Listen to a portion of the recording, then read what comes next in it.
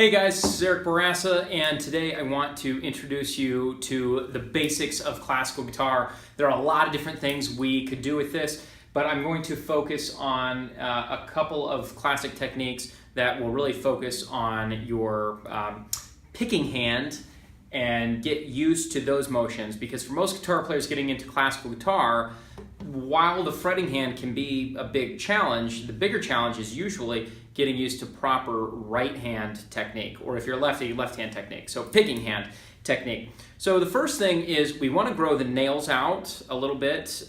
Different guitar players have different ideas of how long their nails should be, but if you're serious about it, you definitely need to get a nail file, preferably one of those six-sided ones that you can get from a beauty supply store. And you want to do the heaviest file side first and kind of shape the nail, and then you get down to all six sides gradually when you get to step 6, and then you're buffing and just smoothing out the nails, because the shape of your nail makes a huge difference in terms of your tone. Just like a guitar pick on the electric guitar or acoustic guitar can affect your tone, your nails play, in my opinion, an even more important role with the classical guitar. So let's dive into the first example. We've got this basic melody here in the key of E minor, probably the most popular of all classical guitar keys. And what we're going to do is we're going to add an open B string pedal tone to that melody in between the notes.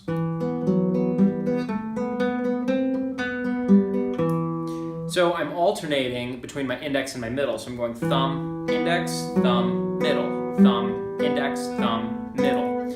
And while you could just do thumb and index or just thumb and middle, it's more efficient to alternate between the index and the middle, and it's a great practice to get used to anyway for what's coming later. So let's hear that again.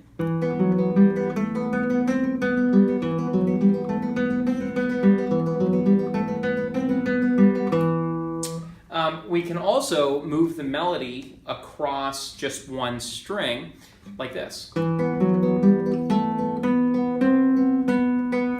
then instead of jumping back to this G here, we can do what is common in classical guitar, to substitute an open string to allow for a transition point. So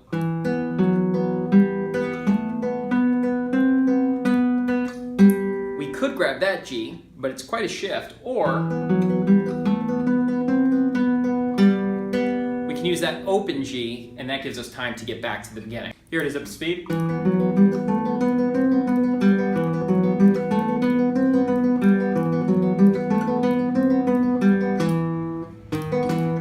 Okay.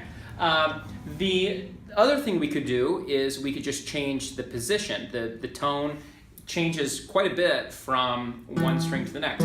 So we can shift our starting E from here to here, and leave our pedal string the same.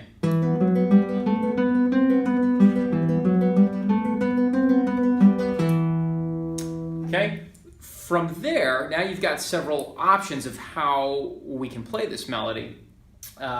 We're going to change our picking hand technique a little bit to where we are going to go thumb, index, middle, and we're going to add an open pedal E on the first string as well. So we get this.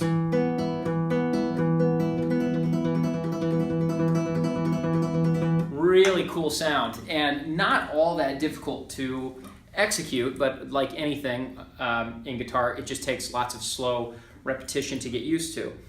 One thing that will help a lot is to get in the habit of planting. So instead of going thumb, index, middle, thumb, index, middle, and kind of flailing about, like you'll see a lot of beginner guitarists do on the classical guitar, what we're going to do is plant all 3 fingers ahead of time and lift them off one by one.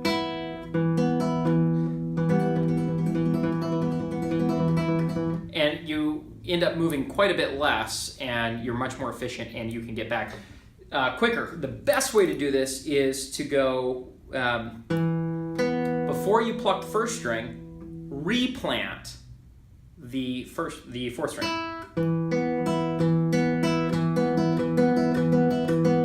And then, so that's planted, and then before we pluck that, we plant the other ones again.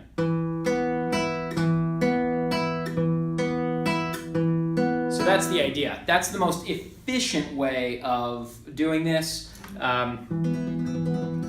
What I do, at least right now, is I tend to plant all three, and then get my thumb back as quickly as possible. So that's a great exercise to practice, just that. So I'm not plucking the thumb again, but I'm getting it back. Resting.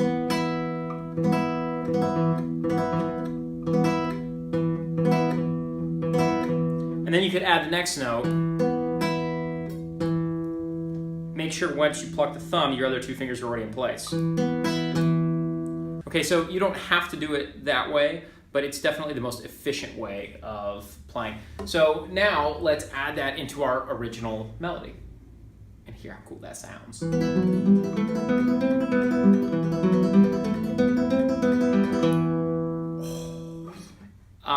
Let's try our second example from before.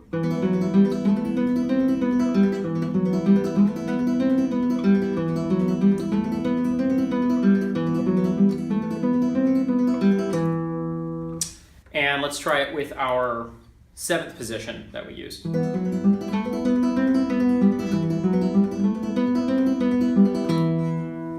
Okay, cool. Now the other thing we haven't talked about yet is placement of your picking hand. Just like on the electric guitar, the placement of your picking hand makes a huge difference. So, but probably even more so on the classical guitar, you can think of it as being like selecting your pickups. So when you are up here, that's like being by your neck pickup. That's going to give you your warmest sound. When you pluck here, that's going to give you your brightest sound. So that's called dulce and ponticello. When we go, I believe. I hope I'm not wrong about that. It'll be embarrassing if I have remembered that incorrectly. So dulce and ponticello. So we can take one of those melody ideas and alternate between those positions.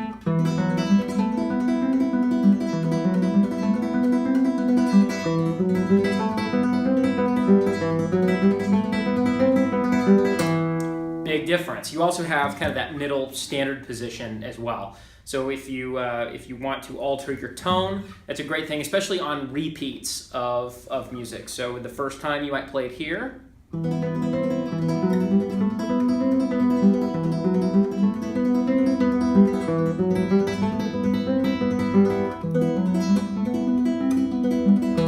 And then the second or third time, you might change it to one of those other positions.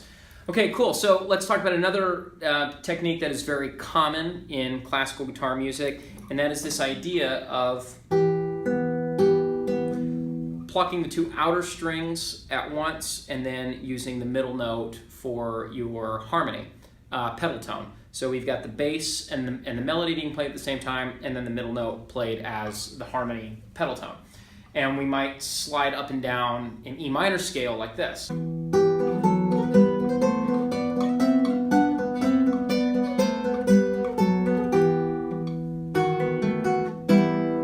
So now we can turn that idea, you can make up anything you want by mixing up the order of any of those shapes. So we're going to write just a little etude out of that, a little mini etude.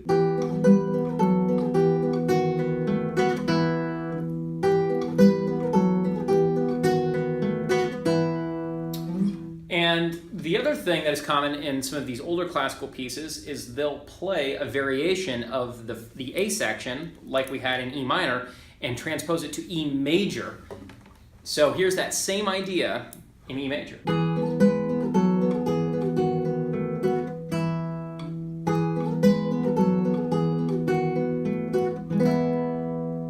then if we wanted to transition back into minor, we might end it like this.